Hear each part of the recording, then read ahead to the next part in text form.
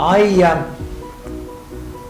began at the university in 1972, and I worked in a department called the Centre for Educational Technology. Basically, it was a resource centre for the university as a whole. That is, it was a resource for University College Cardiff. And the new head of school wanted to increase the size of the journalism centre and make it much larger. And at that point, that was the discussion where we were going to move into the building.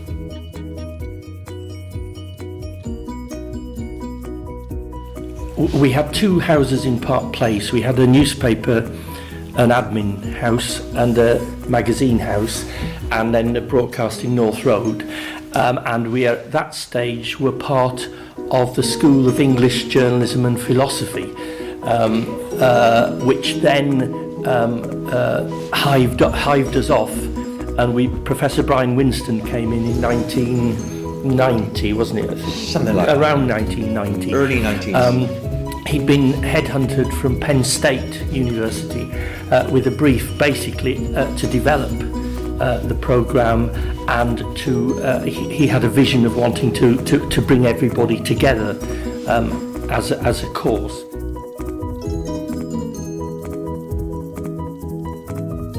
And this building was the University of Wales Institute of Science and Technology, which was primarily a science-based institution. This building here had been the engineering department of UIST. They had moved to Newport Road on the merger, and this building was, or the first two floors were just empty, derelict. And Professor Winston said, let's just squat, and the university will have to fund us. So we squatted, didn't we? I was against it, but in retrospect he was absolutely right. And he said the university eventually will ensure that we are equipped. And eventually they did, and we did it a corridor at a time. We had to move round. I had about 5 officers over a 3.5 year period, as they did a £3 million refurbishment of the school. And we moved in initially with old, very primitive Apple Macs in the newspaper newsroom, and then slowly, having got the building in some sort of order, we gradually then were able to get better equipment, weren't we?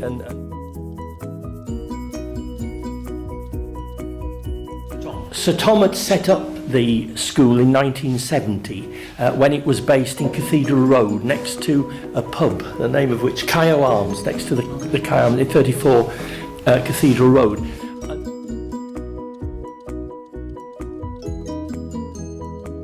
Well, it's wonderful now to see the state of the building, that Professor Winston was absolutely right and I was wrong, but it was just a derelict site when we moved in, and to see the way now it's worked is brilliant. I think it would be fair to say that there were lots of changes within the university, and had this school not grown in the way that it did through Professor Winston, then probably we wouldn't exist. Yes, I think that's right.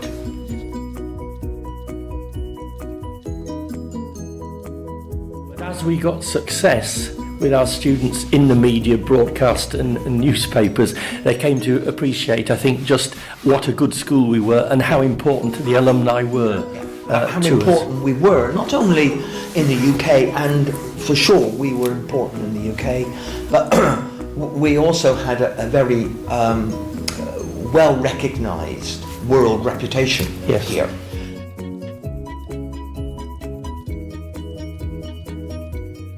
I think the fact that essentially the key movers and shakers after the merger were UIST people who were from a more practical, scientific background was favourable to us rather than the more academic university college, humanities sort of courses. I think that was important.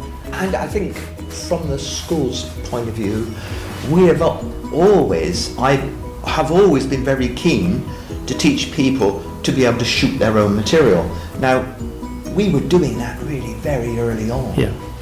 And it might have been in very cumbersome, with very cumbersome equipment, but at least it did give the students the opportunity to understand what they needed to do, and remembering that there was very little portable video equipment around in the 90s. Very little of it.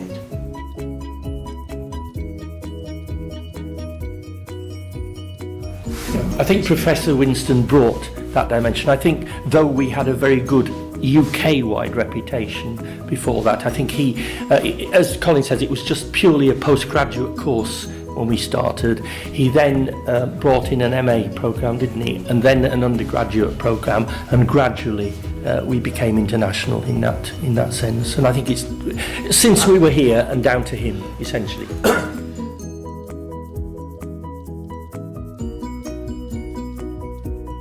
We had a master's programme run not exclusively but generally for international students. Yeah. And that actually sent a lot of people out into the industry. So a lot of practitioners came here to do the MA programme and get academic recognition. There was very little practice for a long time in that programme, but they were generally practitioners who came to Cardiff to provide an academic base to their understanding of the industry, and they went back to their own country. Or if we had one, there was an Olympics planned somewhere, and we had overseas students came to plan their coverage of the Olympics back in their own country. It was not only just theoretically; it could be practitioner based as well. But that was the start of the international dimension, and we've now got roots and contacts throughout the world. You know.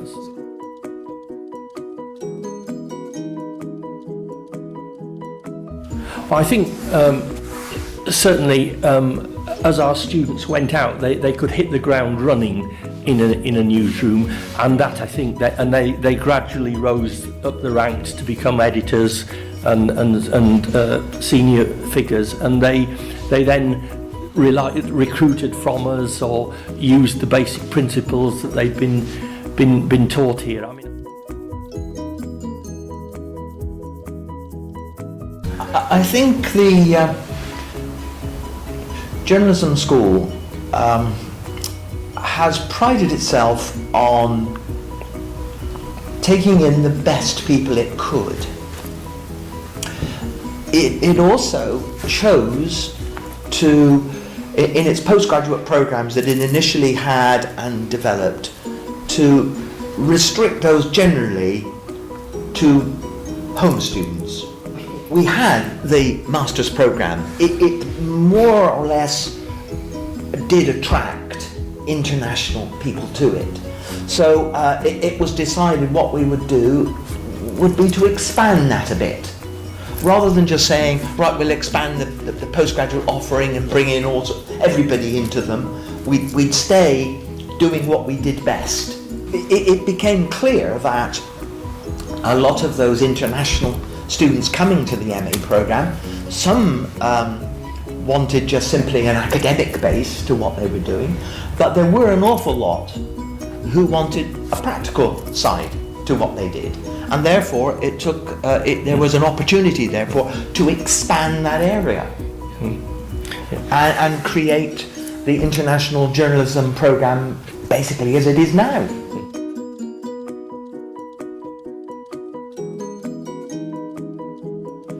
It's probably, almost certainly is the case that I wouldn't watch the BBC's 10 o'clock news or the ITV 10 o'clock news or listen to the Today programme or Sky Output without seeing a student from here.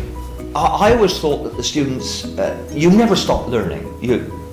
Our job was to put them in a position whereby they could get their first job.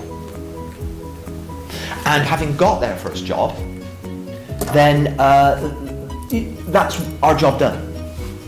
Then they decide which direction they wish to take and how that wishes to progress.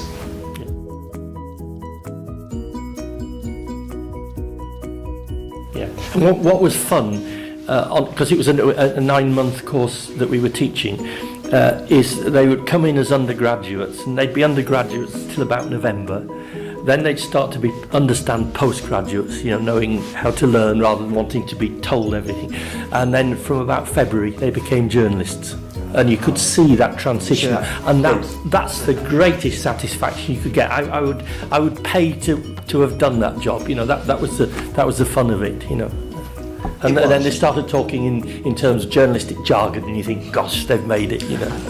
That's a great thing.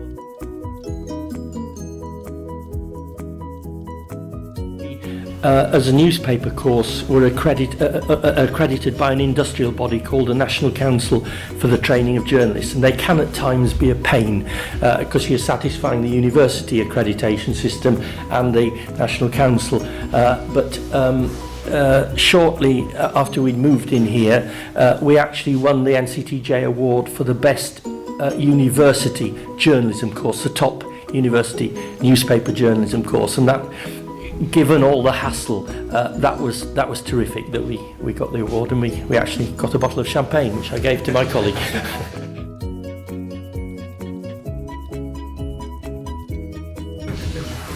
I think the memories of this building for us, since we're not going to be in the new building, our memories are the students who were here during the period that we were here. I can see their faces. I can see them. I can hear them on the radio, I can see them on the television.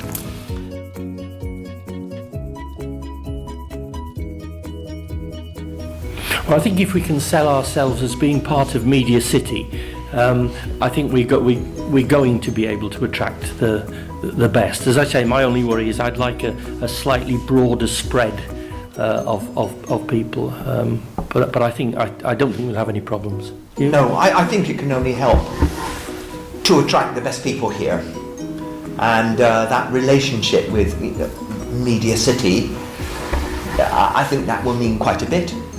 I think it will still be reliant on the staff who teach here, keeping the standards up, and it will then naturally attract people.